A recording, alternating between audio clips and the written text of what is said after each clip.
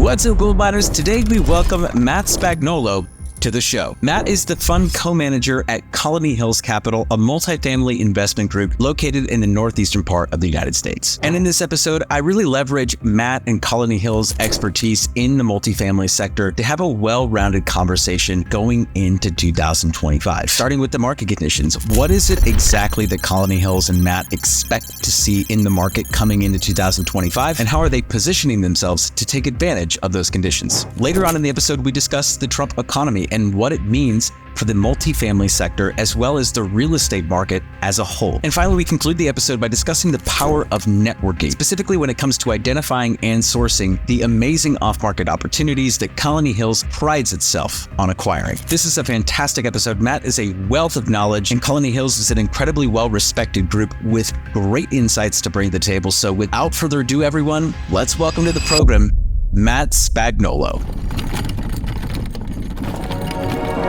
The Gold Mine Podcast. Matt, welcome to the Gold Mine. Glad to be here, Danny. Nice to meet you. Yep. Yeah, man. I'm excited. And you are not the first Colony Hills representative that we've had on. We had Julian Vogel on here, I think earlier this year.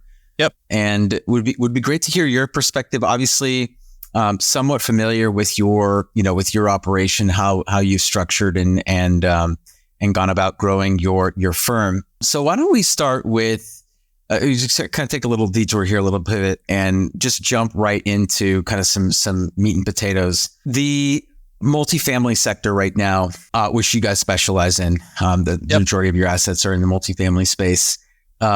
There's a lot of uncertainty, I think, heading into 2025 and beyond, just kind of like with everything that's going on, the volatility in the market. The rates are kind of not coming down like people thought they were going to, and I believe a friend of mine called it the delay and pray part of the market cycle. So, what are you seeing right now going into 2025? Because we're sitting here, it's kind of like end of November, early December of 2024. What are you seeing, and how are you guys preparing for what's to come? Yeah, absolutely. So, I think for us, and most of the big shifts that we've made at Colony have been from an underwriting perspective, right? So I think the types of deals that we're buying are staying consistent. So the A- to B class properties, value add, some sort of mismanagement from the ownership side, whether that's balance sheet mismanagement or property management issues. But the biggest change that we are doing is making sure that we've got positive leverage going in day one, right? So we're shifting our cap rate, what we want to purchase cap rates at going in day one. We want to have a positive spread over whatever debt we have, whether we're assuming the debt in place or we're getting new Fannie Freddie fixed rate debt.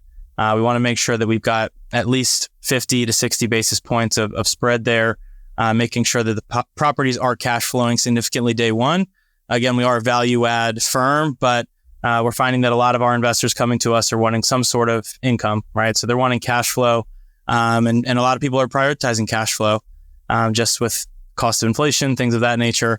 People are wanting a little bit of extra income, whether they're retired and they need to live off of that income, or whether they just have a 9-to-5 job and they want additional income coming in to support their lifestyle. So for us, it's really just an adjustment on the front end.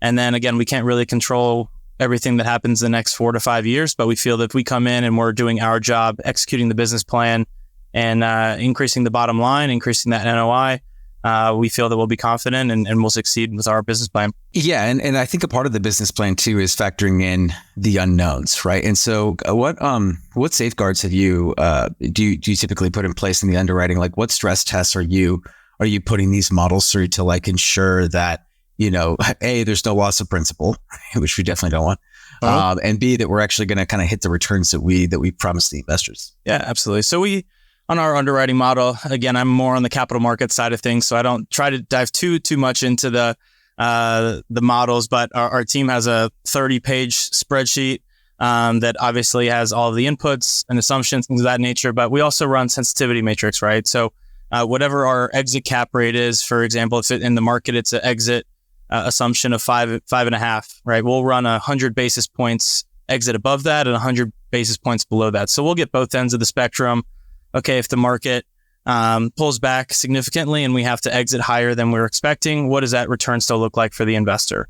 And if we can run that worst case scenario and it still be a low 10s, 12s IRR, I mean, that's something that we'll jump all over if that's kind of in our head worst case scenario. But we also want to make sure that we're getting debt that doesn't force us to exit, right? So right now we have a deal under contract where there's 10 years of term left, right? So we usually sell properties within 3 to 5 years, but that 10-year term gives us the flexibility to hold longer if we need to. And at that point, the property is going to be cash flowing significantly. So then you can refinance, and there's several ways that we can get liquidity there if we need it. But again, we're trying to do, like you said, as much as we can to avoid some of those risks and leave ourselves some flexibility, especially when there's unknown times. Yeah, and speaking of risks, there's this term that's being thrown around a lot, and it's called risk-adjusted returns. I'm sure you've heard of it, right, Matt? Yep. How does one quantify risk, and how does Colony Hills kind of quantify that and package that up into like a palatable, a palatable way for like the investor to kind of like digest and be like, all right, well, this is what my risk adjusted return is, right? Like what does that even mean? And how do you guys kind of like calculate it? Yeah, well, I think it starts off by saying that risk obviously differs for each person, whether that's where you are in your financial journey. And then there's where other people see risk as well, right? Like I don't like heights. I hate being close to the edge of things when I'm up high in the air.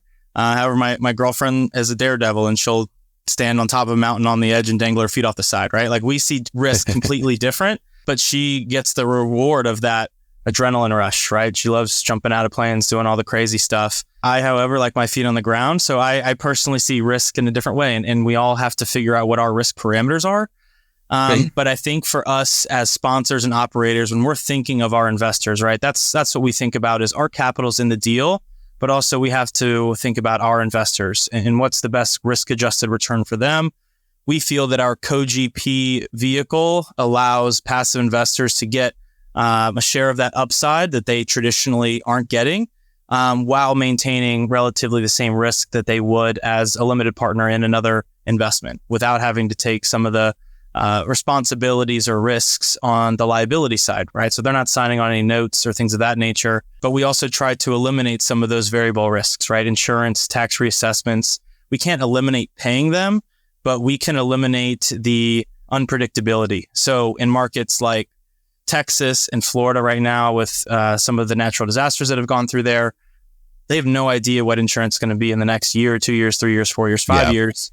Versus when we're moving to some of these other markets in the Northeast, we're finding that the year over year, over a wide time frame, right? 10, 15, 20, 30 years, the number might be high, but the year over year change is pretty vanilla, right? That projection or that change is relatively similar each year. So we can underwrite to that, regardless of how expensive it is, as long as it's consistent year over year. That helps us feel more confident going in that our underwriting is going to be strong and that we can feel confident in what that number is going to be over that 5-year period.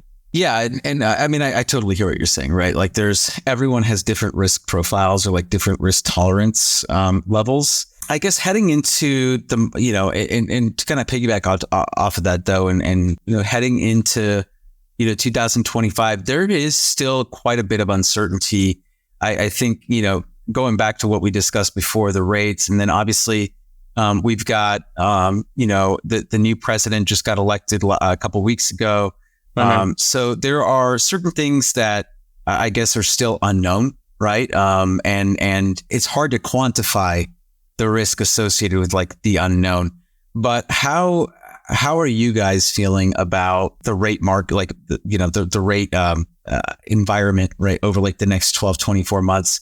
What's your prognosis? And then also, what's the prognosis for what a Trump economy is going to do, specifically to, let's just call it the multifamily sector, right? Since that's where you guys kind of focus majority of your time on. Well, I think obviously the Fed's plan is, I don't think they are going the other direction, right? I don't think they're going to reverse and start increasing rates again. So I think that our 12 to 24 month plan is that they're going to continue to shift down. Again, I don't know at what pace. I don't think it's going to be as fast as people would like or where they want to get. I think some people think, oh, wait till interest rates get to 3% to buy a house again. I don't think we'll get there unless there's some sort of disaster or pandemic or something goes wrong, right? Something breaks.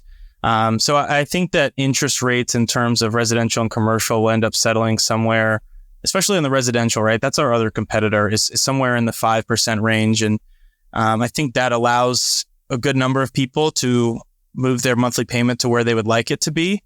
But I think we talked about this a little bit before. The interest rate environment, right? So when we're charging X amount for rent, or we're increasing that rent, they have to look at what the option is to purchase a property. And if we're still charging $500 below what their monthly payment's going to be on buying a house, most people are going to stay in that rental unit. So for us, we feel that multifamily is going to be the most resilient asset class. And getting to the second part about whether who's in office, I think obviously multifamily has been a great asset class for many years, right? And we've seen the government flip from red to blue, back to red, back to blue several times. And multifamily has been extremely resilient. So we try not to think too much about specifically who's in office. I think there are other thoughts that when one president is in office, it's going to be better, it's going to be worse. At the end of the day, I think we are focusing on buying discounted deals, mismanaged opportunities, and try to control what we can control, right? We can't control what legislation gets passed or what Trump decides to do, things of that nature. So we'll control the deals that we buy. We'll control our asset managers. We'll control our construction management, and we'll control our exit, right? So those are what we're going to focus on. I do think that things will loosen in terms of the regulations that happen on some of the housing. So I think that's a big thing. If you want to point to one thing that Trump might do is loosening some of those regulations. Yeah. No, I definitely see. Yeah, I definitely see how this new regime could kind of help change things up a little bit in a positive way. I mean, look, it's funny because in 2016, I remember, I live in California, and in 2016, Trump getting elected was a massive shock to like everyone here, right? Because you live outside the California bubble. I don't think it was as big of a shock, but like here in California, everyone was like, what? And I remember going into the office the next day. At the time I was selling residential real estate, and, everyone was so doom and gloom coming into the office. I mean, not to get political, right? But like, at the time, we're in California, right? Like everyone's voting liberal. I think it changed a little bit this last election, but anyways, I still remember the broker getting up there. A great guy, manager gets up there and he's like, listen, regardless of how we feel about Trump, as a person, one thing that we can't deny is this: he's a real estate guy. And so if there's anything to be said, if you guys are worried about like what's going to happen to real estate over the next 4 years, you have nothing to worry about, because this guy's going to only push things that are going to help the real estate market. And so I think the same thing applies now 8 years later, for term 2 is like, hey, however you feel about him, personally, whatever, but just from a real estate perspective, it's hard to see how he's going to have a hand in policy making that is not pro real estate. Yeah. Well, I think even just specifically from a capital markets perspective, we had several investors who I was having great conversations with, and we met 2 or 3 times, and they feel that our product is something special and unique in the marketplace. And then I'm wondering, like, why haven't they decided to commit or move forward on our opportunities? And nobody would say it specifically that it was the election, but it was like as soon as the election was over, or we got a few weeks before, people were like, it's leaning a little bit more towards Trump. I was getting phone calls like crazy, being like, Matt, here, like take my cash, right? People were looking to allocate as soon as they had a little bit more certainty, right? I think when people are uncertainty, when there's uncertainty or they are uncertain, people will stay on the sidelines. Some people like to speculate, right? And we'll try to jump in early. But we definitely had more liquidity coming in right after the election was decided. So again, people call it the Trump pump, or you can see what the markets did the first few days or weeks right after he was elected. So I don't know. It'll be interesting, but I'm sure there'll be ebbs and flows with any administration. Yeah, no, 100%. And that's the thing, right? Like ultimately, there's something to be said too for controlling your own destiny. It's funny how worked up people get about politics when it's like, hey, at the end of the day, the beautiful thing about being in America is that you get to forge your own path. right? Regardless of who's in office. Absolutely. If you you are the maker of your own destiny. I still believe that. I still believe that 100%. 100%. Yeah. So that's great. So coming back to your typical business plan. So it sounds like you guys are doing mostly 3 to 5 year holds, and there's probably some investors that are listening to this that are more like buy and hold kind of guys or gals that are thinking, okay, well, 3 to 5 years. So walk us through the benefits, maybe some of the pros and cons of like these these quick in and outs, right? Like 3 to 7 year holds where you are doing presumably some value add via management and or cosmetic upgrades and then turning around and selling. So pros and cons of that, Matt, just based on your knowledge, previously with single family and now in multifamily. Yeah, I would say we believe in the velocity of money effect and what I mean by that, I'll go into is just turning your capital over as quickly as possible, right? If I can 2x my money in 3 years and then do it again in 3 years, that's a lot better than 2xing your capital over 5 years and then doing it again over 5 years, right? So the more and more you can kind of turn your money over. I heard somebody talk about this the other day. I can't remember specifically who it was, but they were talking about the rate of change of the rate of change. And what that basically means is at some point, the rate of change, right? Like your capital is growing. And then at some point it kind of reaches a peak. And then there's like the decay on the back end. And that's what happens with our multifamily value add assets, right? So the first year or 2 years, we're adding as much value as possible. The NOI is going up on an increasing year over year or rate of change basis. But then when we get to that year 3, when the property is hopefully stabilized, fully occupied, the significant increase in NOI year over year after that starts to slow down compared to years 1 and 2, right? So we feel that if we can sell in year 3 and recoup that capital and then go and do the same process over and over again, we can create this sort of flywheel effect, not only with Colony, but with our investors' capital, right? So if we can execute our game plan, get capital back to our investors, their return, their capital, they're excited, they're happy. Well, now I want to put it back to work. And then hopefully that funds our next opportunity, right? So we want to create this sort of flywheel effect with our deals and helping Colony scale, but also with our investors' capital and helping them grow their wealth. Yeah. Velocity of money. I mean, I think it makes perfect sense. And another consideration here too, and as you were talking, it's like, I think everyone talks about cash flows, right? They talk about money earned. They don't talk about money kept. Right. Yeah. And I think that's one of the beautiful things about the types of strategies that groups like Colony Hills deploys is there are incredible tax advantages that are captured within those first, 3 to 7 years and start to kind of wither away as time goes on. Right. Yeah, and so those tax advantages have to keep a lot of your money too. And it's like, people don't think about that. They're just like, hey, let's make money. And it's like, well, first of all, how about we keep the money that we already made? Right. As opposed to giving it to Uncle Sam. Right. If you're at 6 or 8% yield and you're able to take that cash in and you can offset it with some of the depreciation that we offer you, that's really the equivalent of getting like a 8 to 10% dividend from a stock, right? That you would have to pay income tax on if you don't have something to offset that. Right. So I think the depreciation, and again, another thing that Trump either might bring back or hopefully will come back is some of that depreciation, right? The Biden administration was looking to kind of take away that tax write-off for investors or at least scale it down from what it is. And there's a plan to, I think, eventually eliminate it. I'm wondering if Trump will do something on that end to expedite that or bring it all the way back. That would be so sweet. That would be amazing. No, I know I'd be happy about it. Yeah. Yeah, no, and it's interesting. And the reason I say it's sweet is because this only, like, I think that there's a false narrative that, like, it's this is like for the rich. It's actually not. Like, the richest of the rich could probably care less. It's for the folks that are trying to get there, right? That actually impacts the most. These rules and everything. So we have a housing shortage, right? That's the big issue. And that too. I think that my biggest issue is trying to put Band-Aids on a big wound, right? I think we need to create more incentives to build housing or create housing.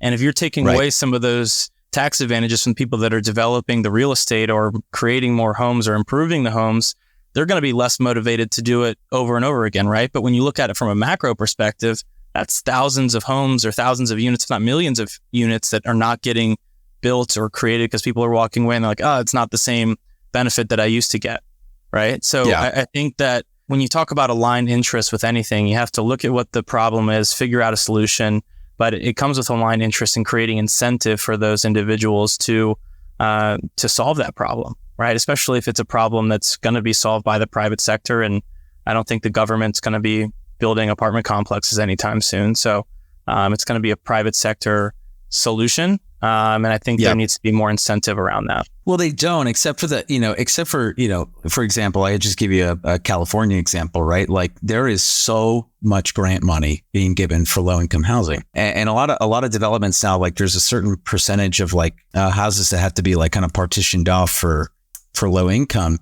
But the funniest part, and this isn't funny at all, it's actually quite alarming, is that the cost to build the low income housing is significantly higher than the cost to build like any other, like when you look at what these developers are quote unquote spending to build these low income housing projects, it's significantly more money per unit than a developer that's just looking to build some regular old houses in the same area would spend.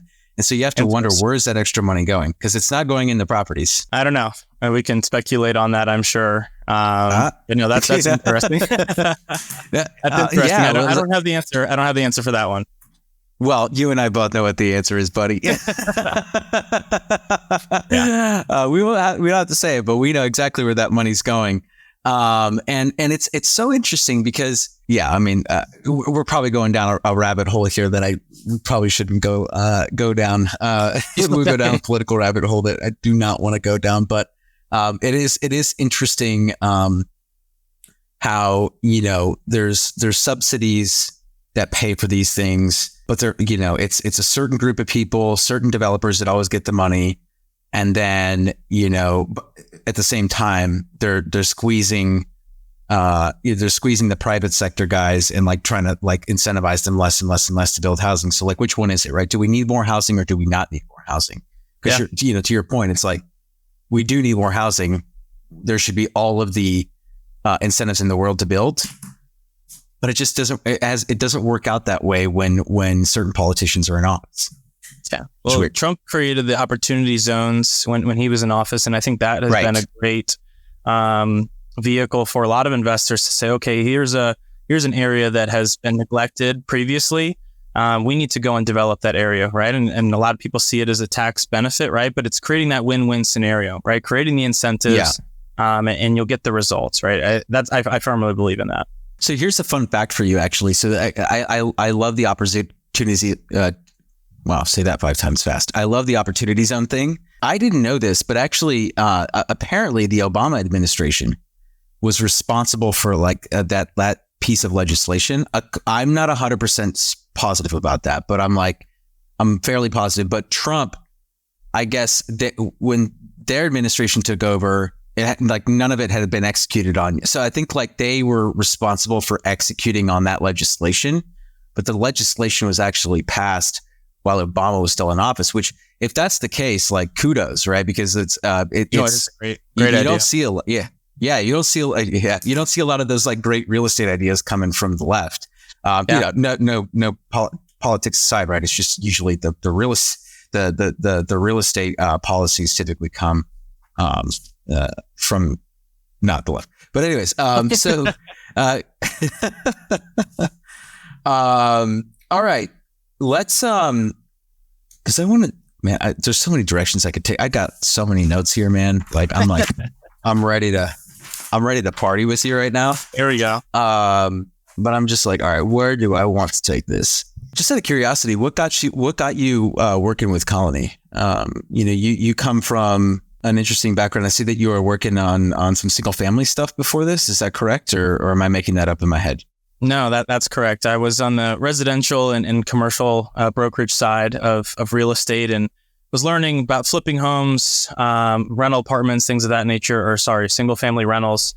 we were trying to launch a small investment fund within our brokerage. There was a handful, probably about 3 or 4 of us that were really working on underwriting either small single family portfolios or smaller multis. So I was underwriting the deals, looking for deals, negotiating with brokers, kind of wearing all the hats. And then I actually met my CEO, Glenn Hansen, at a conference in New Orleans. He was giving a breakout session about Colony Hills Capital, talking about how he had scaled the company from doing $5 to $30 million deals to now taking down $50 to $150 million deals. And his co-GP vehicle was pretty unique. And I stayed after and kind of chatted with him specifically about what that was. And just a common theme with Glenn was just giving back to his investors, but also giving back to his employees and how involved they are in investing in deals and making sure that they get a share of Colony's promote, and just an awesome individual, and has been a great mentor to me over the past couple of years. So we met in New Orleans at a conference, but he gave me the opportunity to raise some capital on one of his deals in near Princeton University, and ended up working out and raising some good capital for him on that deal. And one thing led to another, and now we're here. Love it. That's amazing, man. And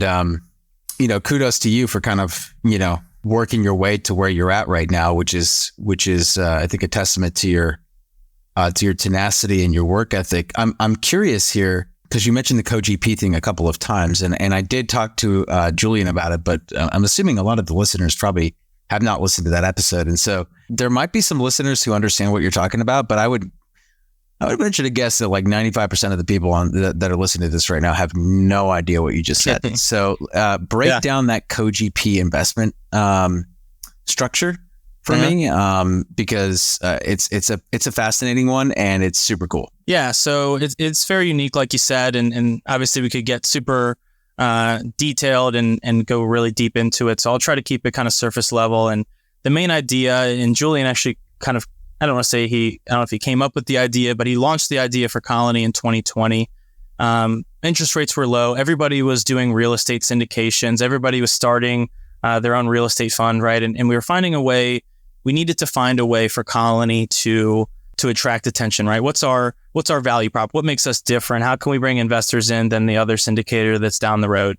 And Julian helps kind of craft this idea of this passive co-GP vehicle, and co-GP really is more of a marketing pitch itself, right? So it gives investors the ability to earn GP-sized returns in terms of 20 plus IRRs, while still remaining as passive as they would in a traditional LP investment that they might be syndicating with another sponsor, right? So if most of those deals look like a 15 to maybe 20 IRR on an underwriting basis or before you acquire the property. But then when we're acquiring a property, because we give them a share of the upside in a deal, they can project a 20 to 25 net IRR to the investor, and actually realize returns sometimes higher than that, right? So what happens is we have the general partnership and then the limited partner, right? And we have negotiated terms with the limited partner, where as the deal starts to hit certain benchmarks or return metrics for the limited partner, their share gets what we call demoted, right? Or they get a lower share than their initial equity investment. So a very common equity split is a 20% from the GP and an 80% from the limited partner. So cash flows are often split pro rata or evenly 80-20. But as the property starts to outperform, the limited partner now gets less, right? They might get 70% of remaining cash after they hit a certain hurdle, and then 50%. And then at some point they get completely wiped out, and then all remaining cash goes to the general partner, even though they only brought 10 or 20% of the equity to the table. And that's where we start to get the disproportionate returns, right? Where you're getting, even though I brought 20% of the equity, at some point in the distribution at the end, you're getting 50 to 100% of all remaining capital. So it's really getting your disproportionate share. And Colony allows passive investors to take part in that. And that's why general partners syndicate real estate, is because of that upside, right? Whether you realize it or not, that's happening on all of your syndications. If you're a limited partner, this is happening to you in the background. You may just not go through the 100 pages of your PPM to read about it. But there is some sort of promote structure that's built in there for the general partner. It's the benefit for them executing on their business plan, finding the deal, finding the seller. our vehicle allows investors to kind of play in that middle ground. You get a share of the upside while still remaining passive. Yeah, it's a very interesting model because, it allows, like you said, retail investors to get kind of like operator or sponsor level returns, which is quite interesting, and it also, the other thing too is like, people might ask, well, why would you do that? It's like, well, you can do more deals now, right? Because you have more capital to pull from, right? You don't have to just use Colony Hills capital to fund the GP side of the deal. Yeah, you have a larger pool of capital to kind of pull from, and it allows Colony deals. to scale. We did this again to bring an investor pool into Colony Hills Capital. And I don't know that the co-GP vehicle is going to be around for forever. I think it's garnered a lot of attention. A lot of people are starting to kind of copycat the capital structure now. But again, it's also for diversification within the capital stack, right? Investors are always they go to real estate initially for diversification from equities or some other investment, right? And then you might diversify within real estate even further, within multifamily to self-storage to data centers or single family. And then we are providing the ability to diversify even further. Right now you're diversifying within the capital stack. So it's just another opportunity for investors to diversify. Talking about what you mentioned earlier, risk-adjusted returns. Again, that's really what we're focused on, is providing the highest risk-adjusted returns for our investors. Yeah, no, I love that, man. I think from a retail investor perspective, it makes a lot of sense. Now, I'm curious, right? Because we talked about the cap stack, and you've got retail investors or your $100, $200, $300,000 checks going co-GP, but you still have 80% of the equity to raise, right? Mm-hmm. So where is that additional money coming from? What do these investors typically look like, and how are you? How have you created those relationships? Yeah, so I would say I'm growing my network of these investors, and they're usually institutions or family offices or private equity firms that have retail investors or high net worth individuals that are invested in them, and then they need to allocate capital, right? So they're managing billions of dollars and need to place significant amounts of capital, but aren't operators, right? They don't run real estate deals. They just place capital with operators like Colony Hills Capital. So because our deal sizes are anywhere from 50 to 150 million in size currently, those LP equity checks can be anywhere from 10 million bucks all the way up to 50 or 60 million, right? And they are, again, we've got some relationships that we like to use on a programmatic basis where, hey, if you guys have great terms, you guys close on time, and you get capital to us in an efficient manner, we'll continue to use those groups over and over again. Obviously, we'll vet a handful of groups to get the best terms for the deal for our co-GP investors and for Colony Hills Capital. But a lot of these investors Julian's background is in debt and equity brokerage. So he had a handful of relationships from working in New York City. I'm going to conferences on a monthly basis, developing new relationships with these groups. So again, they're not somebody that you meet for the first time and next thing you know, they're bringing equity to your deal. It takes multiple times to meet up with them, those conversations over dinner or happy hour. But yeah, those are usually the groups that are replacing the traditional LP investors that we would be bringing in. Yeah, that answers my question. And yeah, it's interesting, right? It's what do you mean you can't just meet them for the first time and like they don't give you like a $50 million check? That makes no sense. No, it's interesting, right? It is a relationship game, and it is a network, and I think that's something that the wealthy really understand, that like everyone, the rest don't, right? Is that your network is everything, right? Your network is 100% what's going to get you access to those next opportunities. I used to run a networking group. So our team's based out of Massachusetts, but I live here in Richmond, and I ran a networking group called the Net Worth Network. Because there's a common saying that your net worth is your network, right? So how wealthy your network is and how much value you can provide to somebody else, or an introduction that you can make to somebody else, is the true value of who you are. And when I'm at these conferences or meeting somebody for the first time, I always see how I can provide value to them first, And then maybe later down the road, I ask for an introduction or something along those lines. But I'm never just walking up to somebody for the first time and trying to shove our multifamily deal right at them. If they ask and what we're working on, I'm more than happy to share. But nothing's a bigger turnoff at a conference or a meetup than somebody trying to pitch you your investment and sounding desperate. So, 100%. Yeah. Go ahead. No, go for it. I want to hear this. I was just going to say one group or one type of individual or group that we really are looking to expand our network on is, if you're familiar with kind of the fund to fund model, is becoming a little bit more popular, where there are these individuals who don't want to operate, right? But they are really well connected and they have that network and they are really good at raising capital. They can vet good sponsors, find good deals, but they just want to raise capital into their fund and then deploy it with other groups. And we've got a handful of those relationships that are phenomenal and help us kind of round out the rest of that co-GP. But I'm really looking to expand on my network of those groups and those individuals. So if you guys are out there, more than happy to chat with you and learn a little bit more about those groups. So those are some of our better relationships right now. You do know this is what I do, right, Matt? Yeah. Okay. You're like, yeah. I was like, you got one right there, brother. No, I'm just teasing, but but no, that's awesome, man. There's definitely I think, well, actually, so to just kind of round out that fund of funds, conversation there, that is like a really new thing. Like there's like not a lot of people are doing it. Not a lot of people understand that they can do it.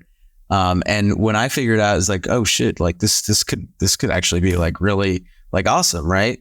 And especially, my primary focus, has been on hotels, and it's like, all right, but a lot of the investors that I meet with, I shouldn't say a lot, but like a good percentage of the investors that I meet with, like, weren't super into hospitality. And I'm like, well, what am I going to do with these people? Right? Like what, what am I going to, like, they just, they're not really digging the hotel thing. And it's not necessarily like a forever thing, but, based on their own, set of analyses, right? They determined that like hospitality was not something that they wanted to invest into in the, foreseeable future. And it's understandable, right? Because if you're not getting into the right deal right now in the hospitality space, you could get completely hosed. Mm-hmm. And so it makes perfect sense to me. So that's kind of how, why I went down that path, is because it's like, all right, well, if we are hotel operators, but if you are not interested in hotels, then we've got plenty of other opportunities that we can, plug you into, and it becomes more of a consultative approach as opposed to let's ram our deal down your throat, because like that's kind of what it feels like, or it can get to that point sometimes where people like kind of try and put the square peg into the round hole sort of thing, right? Where and you build your credibility when you have more of a fiduciary vibe to you, right? If you're looking, and again, 100%. That's why when I'm having conversations with investors, I'll say from the beginning, are you looking for growth with your capital, or are you looking for income? If you're only looking for income, or you want 9 or 10% yield, we're not going to be fit for you. And I don't want to waste your time trying to pitch our growth vehicle to you if you're looking for retirement income, right? If you want liquidation, you want liquidity at any point, we're not a fit for you. And that's okay. There's plenty of investments that are out there. I'm not going to try to force something that's not there. Yeah, no, 100%. And there's certain advantages too, right? To like being in your position where you have one job, right? And it's like, hey, like let's raise money for this set of properties and like this fund and whatever. Yeah. And so it goes both ways, right? It's not like, it's not like one is better than the other, but for me personally, I was like, hey, this makes a lot of sense. This business model makes a lot of sense for me. And I think it's, it does provide, or it does allow me to provide a more consultative approach. Right. Which I really enjoy. It's a great model, but it also allows you as the fund to fund manager to not be so fixed in what you do, right? If you see a great opportunity somewhere else, it allows you to quickly go and maneuver without setting up a whole new team somewhere else, or having to become all of a sudden super versed in an asset class. If there's opportunity quickly, you can pivot and take your investors with you. I think it's a brilliant model. Well, I'll also like share this too, right? Like to me, in a perfect world, right? When I look at like what things look like in 10 years from now, it would be great to have like a defined group of partners that I work with on most of, if not all my deals. However, how do you know you're going to work well with someone unless you've done a few deals with them? Right. Yeah. So it almost allows you, there's only so much that you can do by vetting, these individuals up front. Only so many references you can talk to. And obviously like a lot of the groups that I do work with, are referrals, right? So like either my mentor, who's like an ex-Goldman investment banker guy, he has a ton of relationships. And so a lot of the people that I'm working with right now are just like guys that he's referred me to. And it's like, all right, well, that's great, but how do we work together? Yeah. Right. Of course. So there's only so much that you can learn, about somebody before you actually get into business with them. And then it takes a while to figure out whether or not that is a good relationship, right? Like a good business relationship. And if we work well together. It's interesting when again, part of who we look to meet are family offices Colony Hills Capital actually started as a family office for our CEO, Glenn Hansen. I don't know if I told you that. But we look to expand our relationships with family offices, whether it's for our fund or whether it's for our direct deals. But listening to a lot of these CIOs of family offices talk about their thought process about kind of what goes into your point about vetting a sponsor. And maybe this can be for the retail investors or the high net worths that are out there. When you're looking at a sponsor, I remember this one CIO specifically, he looked for three things. Obviously, he looked for the track record. You've been doing it for longer than 3 to 5 years. You've had success over multiple business cycles. Skin in the game was probably the number one thing for him, right? So when he hears about a group that has their entire net worth strapped up into what they're doing or their operation, that's like, okay, checks that box. That was the third one. The third one was transparency, right? He wants to know about the good, the bad, and the ugly. Every group's going to have it, right? To say that your operation is going perfectly smooth for 15, 20 years is just a lie, right? If you can be transparent to me about when things are good or when things are bad, I'm going to have a lot more respect for you and probably invest more in the future if I know what's going on. So those were kind of the three big benchmarks, right? And investors should always be finding what those negatives are, right? Because they are there. Now, to what capacity they are can be very different, but you need to find out the dirt, right? What's going wrong? Where there have been some hiccups, but how have they bounced back, or how have they handled adversity?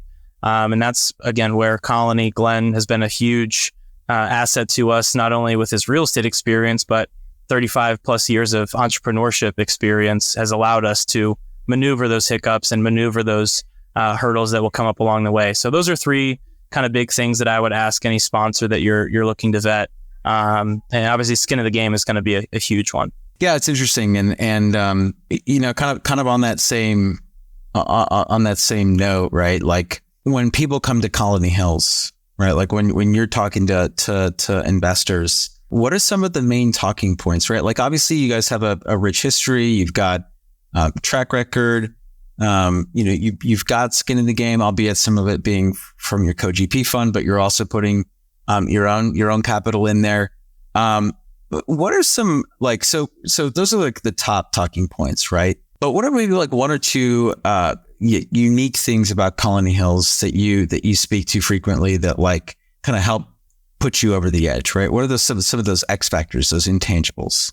Yeah, well, obviously I mentioned the real estate itself is what you're investing in, but the other part that's important is going to be the team, right? Obviously Glenn, I've hit a little bit on him, but the rest of the team and Glenn's partner, David Kaufman, I always kind of talk about as our secret sauce, right? So what makes Colony unique and our value prop to investors is our off-market deal flow, right? So each deal that we bring to our investors, you're like, how do they have such discounted rents to the market? Or why is this, how are you getting this opportunity? And it's because of what you mentioned earlier about relationships, right? So Glenn and David have had and built relationships over 30 years, right? This isn't a new broker he met last week that's given him the best deal he's seen in 5 years. It's 35 years of, David, this is the best deal I've seen in 15, 20 years. You guys are always buying. You guys aren't going against your word or going against your terms. You can get this deal done. And I'm from a brokerage background. I'm taking any good deal that I have to the person who's going to close the quickest, right? And is going to get me as a broker paid. So I'm going to 2 or 3 groups that I know are always buying and can close on time, versus putting it out to the entire market and getting inundated with 15 to 20 people reaching out, or 20 groups that want to see the property. They want the information. As a broker, that's not efficient on my time. So when Colony facilitates ourselves in a place that allows us to be one of those 2 or 3 groups that get the best deals, that's a huge asset, right? Getting those discounted deals, especially if it's an institution that wants to keep it on the down low, that they're selling a property that maybe has some meat left on the bone, that's huge for us. And we see deals like that, and we go after it, right? So David is a huge asset. Those relationships are extremely important. And then obviously rounding out the capital stack with Julian and I, I'd say that's probably one of the biggest kind of talking points is those off-market deals. We're not competing against 15 to 20 other groups to bid the price guidance up even higher. We're getting 15 to 20% discounts either to what they initially want, or we hang around a little bit longer. And then our relationship with the seller, directly to the seller or with the broker, is what gets the deal done. Yeah, I love that. And I think that's something, it's interesting because not everyone has that, right? Like not every group has the ability to access these off-market opportunities. And whether it's through your network or through your own kind of like prospecting or you see it multiple ways, right? Like some groups, it's like, hey, we have these proprietary systems that we can go directly to the seller and whatnot. And sometimes it's like, hey, we have proprietary networks that we work. And it's often a combination of the two, Well, one point I'll make, and maybe to even scale it down, that's maybe a little bit more relatable to somebody that's doing single family flips or rentals, is finding the top 2 or 3 brokers in the market, right? And taking them to coffee, buying them lunch, doing it 3, 4, 5, 6 times, and then just casually bringing up, if you ever come across something, let me know. Eventually, they're going to throw you a bone because you keep buying them coffee or you keep buying them lunch. But again, it's years and years of building those relationships. And whether it's a personal relationship with a girlfriend or a boyfriend, right? That takes time to build that strength of the relationship. You don't have that the first week that you meet somebody.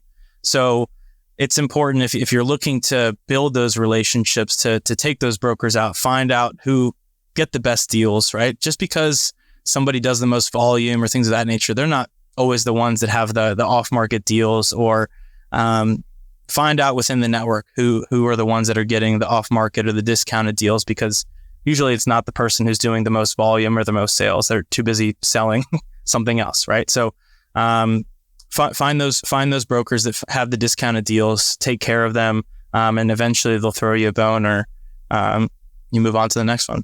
It's interesting. I have a hotel broker in New York City. We've gotten some. We haven't purchased any of them yet, but we've been close. We've been under PSA twice now, but both fell apart for various reasons.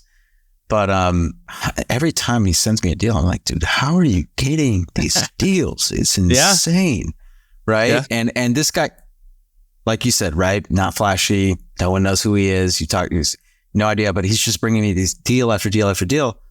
And I've built a relationship now with him over time. And as it turns out, I found out the last time I was in New York, touring one of these hotels, his boss let out the secret. He's like, oh yeah, he lives in Israel. And I was like, what? So this guy that I've been talking to this whole time, I thought was living in New York City, is a New York City broker, is in Israel. He's like, yeah, well, he actually, he sold a bunch of commercial real estate here, moved back to Israel, moved his whole family back to Israel, and goes to synagogue he goes to the synagogue, and like half the ground lease owners in New York City go to the same synagogue as him. And so he just has all of these guys that he goes to synagogue, and they just bring him all these off-market deals. And so it's crazy, right? So you never know kind of like where your deal flow is going to come from. Well, a big mindset for me, and I've always thought this way throughout life, whether I was a kid all the way up to now, is that I don't think there's such thing as luck, right? It's when preparation meets opportunity, and right, to use the real estate example, is your preparation of building those relationships and growing that network. And then you finally get that bone that they give you, right? And somebody like, oh my God, Dan, you got so lucky that you got that deal. And be like, no, I didn't. I didn't get lucky. That was several lunches and coffees and conversations and building rapport. And then I finally had the opportunity that he gave me, and I took advantage of it, right? So I think it's 100%. important to prepare as much as you can, and be proactive versus being reactive. I'm looking for something kind of personally here in Richmond right now, and I'm kind of setting those dominoes in place, so to speak, right? So that when I finally get it set up, I can just push the one and all of a sudden they all fall. But you have to be proactive when it comes to stuff like that versus just being reactive. And then you get a good deal in your hands and you're like, oh my God, I don't know how to capitalize the deal. I don't know how to do this. I don't know how to do that. What am I going to do? So that's a huge piece to it. You're looking for a single family in Richmond or property in Richmond? A couple things, either just small rentals or properties on my own, but then also just a residential property that I can get a good deal on and maybe renovate the interior and add some value there. Cool. Taking flipper's mindset to my primary residence. I'll shoot you some contacts offline. I have a few friends that sell in Richmond. Be great. They might be able to help you. So right, Matt? Right. There we go. Doing it live. Yeah, 100%. All right, so we're coming up on time, and I want to be respectful. Actually, we're over time, but in traditional gold mine fashion, would love for you, Matt, to leave the audience with one final gold nugget. Take it away. I think the biggest thing that investors hear and they get so wrapped up on with hearing Warren Buffett and things of that nature is just talking, throw your money in the S&P 500. And that's great for people who don't have the time, energy to research or find out information. But the cost of capital or your dollar is being devalued significantly through printing of more money, through government spending, things of that nature. So as you feel that you're reaching certain benchmarks of wealth, your dollar is being devalued each day and year over year by much more than you probably think that it is through inflation and things of that nature. Mm-hmm. So you have to find a way to earn more than that cost of capital, right? If you say it's 12 or 15%, you've got to earn more than that to grow, right? That's something that more and more people are becoming aware of and opening their eyes to. And you have to look at other investments that are achieving that, right? That are above that 12 or 15% because we're printing money like crazy and the national debt's not getting any lower. So the only way for us to continue to service that debt is to print more cash, and it's just devaluing the dollar and creating this huge wealth gap. And the only thing you can do is not be passive, right? Take the extra 15 minutes a day, listen to a podcast, watch a YouTube video, try to learn, look at those alternative investments. One thing I think the SEC is trying to do is widen the gap for accredited investors and not be a financial qualification, but more of a financial test where you can learn and understand the risks associated, because there are so many investments like what Colony does that's only available to accredited investors. And if that gap opens or that gate opens to retail investors who don't have $1 million in assets or make $200,000 a year, you have the ability to change your future, your family's future for generations, right? So I think that's something that needs to continue to move forward on, and hopefully they open up that gap for accredited investors because it's huge, and there are so many more opportunities than just the S&P 500 or Tesla stock or NVIDIA that everybody else is jumping in. Yeah, I could not agree with you more, man. I'm writing a book right now about it because there's a huge shift right now in the alternative and private markets space, and I think that as people become more aware of it, or there needs to be more education out there to get people to become more aware of it, because like the wealthy, there was a statistic the other day that I read online. There's I think right now, the average ultra high net worth investor has 40% of their portfolio allocated to alternatives, and that includes real estate would be and it's growing. It's growing. It's only getting more. and it's supposed to, it's supposed to be at like 50% here pretty soon of the portfolio allocation. Well, I think it clicked for me when they show a chart of the S&P 500, and again, it goes up and to the right, but then they take out the Magnificent Seven, and the S&P is like this, right? Just flat, right? So there's 7 companies that are 10 to 15% of the entire S&P 500 that are really holding up some of the other laggards of the other 493. Right. So I think when that was a big light bulb moment for me, is that really there are leaders in the pack that are holding up the rest of the economy. But no, it's interesting. I encourage everybody to do more and more research on that. If you want to reach out to me or Danny, obviously we can probably comment a little bit more, but appreciate you having me on, Danny. It's been great. Absolutely, Matt. Yeah. And by the way, all of Matt's information is going to be in the show notes. So feel free to reach out to him there. And dude, this was great, man. And what a way to end it. Cause I think that's a message that more and more people, need to hear. And so, really appreciate you coming on, man. And looking forward to seeing you grow. Yeah. Going to have to get your book when it comes out. Absolutely, man. Yeah, I just started it, so it might be a little bit, but that's all right. Yeah. All right, brother.